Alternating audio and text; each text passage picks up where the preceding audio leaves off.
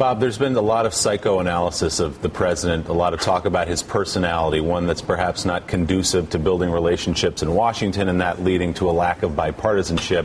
A guy who, unlike Ronald Reagan or Bill Clinton, doesn't enjoy politics. Some Democrats have come out and said that's sort of a romantic view of history, that Reagan and Tip O'Neill spent every night together. Is that important? Is personality as important as a lot of people have made it seem? And how has it impacted what's happened or not happened in Washington over the last 3.5 years? Well, relationships are important, and you need to have them. You need to be able to call people.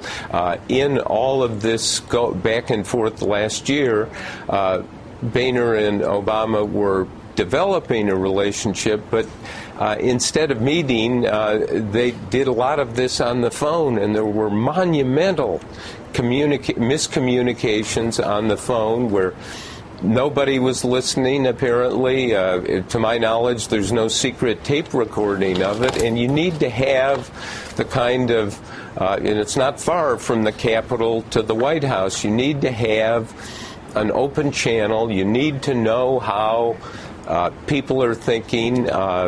It really does matter. But Bob, following up on Willie's question, sure, but more specifically, is it safe to say less so than most other presidents in modern political history? This president does not care to forget about socializing with the other party after hours, even socializing with his own party.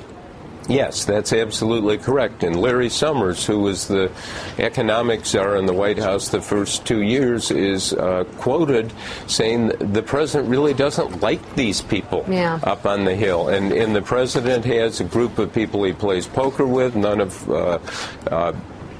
people can. And then let you follow up, Mika. Well, Obama really doesn't have joy of the game. Clinton basically loved negotiating with a bunch of other Poles about anything. Obama, he really didn't like these guys. And you're exactly right, Bob. He doesn't, whether it's playing cards like Clinton did with other people, playing golf when Barack Obama goes out and plays golf. Bill Clinton always used that as an excuse to bend people's arms and become their buddies. The president golfs with his own insular group of people. Yes, and now that's just part of the difficulty here. The real substantive difficulty is they never got down to saying, okay, what's the tax reform plan? What's the entitlement reform plan? We've got to fix this. Tim Geithner, the Treasury Secretary, is in the book repeatedly running around saying, as John Boehner says, fire, fire. We can't keep on this spending binge, and we have got a spending addiction. And the conclusion, unfortunately, here is in all the deal making last year, they pushed all the problems to 2013 after the election, and they're literally, in 3.5 years of the Obama presidency, no spending cuts, no tax increases,